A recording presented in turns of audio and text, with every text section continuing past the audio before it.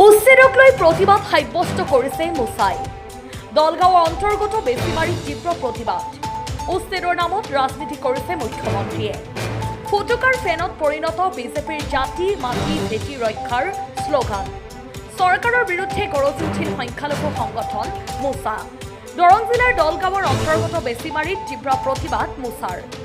অসম চৰকাৰ হাই হাই ধ্বনিৰে প্ৰতিবাদ সাব্যস্ত কৰে মোচাই। এই প্ৰতিবাদস্থলীত উপস্থিত থাকে মোচাৰ কেন্দ্ৰীয় সমিতিৰ সাধাৰণ সম্পাদক Mainul Islam. News desk report বতৰতৰা লাইভ।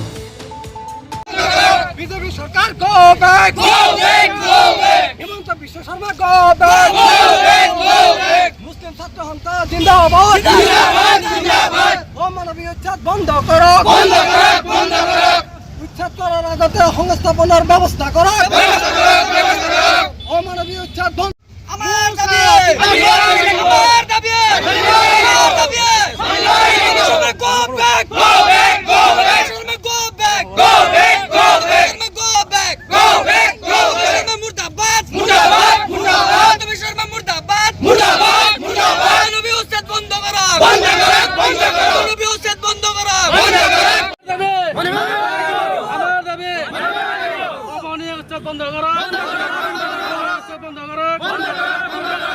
মুখ্যমন্ত্রী হাই হাই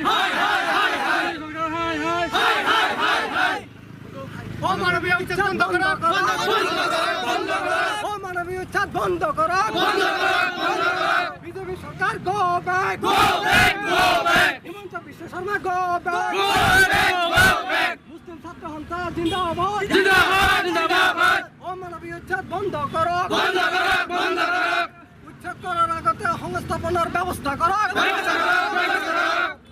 হাই হাই মুসা জিন্দাবাদ মুসা লং লিভ অমানবীয় উচ্ছেদ বন্ধ করো হিমন্ত বিশ্ব শর্মা গো ব্যাক আগত আমাৰ মুছলিম ছাত্ৰ সন্থাই আমি প্ৰত্যেকখন জিলাতে প্ৰতিবাদ কৰিছোঁ। কৰাৰ পিছতে বিজেপি চৰকাৰখনে তথা হিমন্ত বিশ্ব শৰ্মাই আজি আমাৰ মুছলমানসকলক যি ধৰণৰ উচ্ছেদ কৰিছে আমি সেই উচ্ছেদত তীব্ৰ ভাষাৰে গৰিহণা দিছোঁ।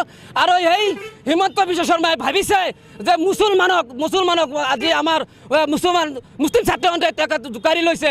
আমি এই অনাগত দিনত আমি আজি এই যি প্ৰতিবাদ এই প্ৰতিবাদ আৰু সময় বৃদ্ধি কৰিবলৈ চেষ্টা কৰিম আৰু পথ অৱৰোধ কৰিবলৈ চেষ্টা কৰিম।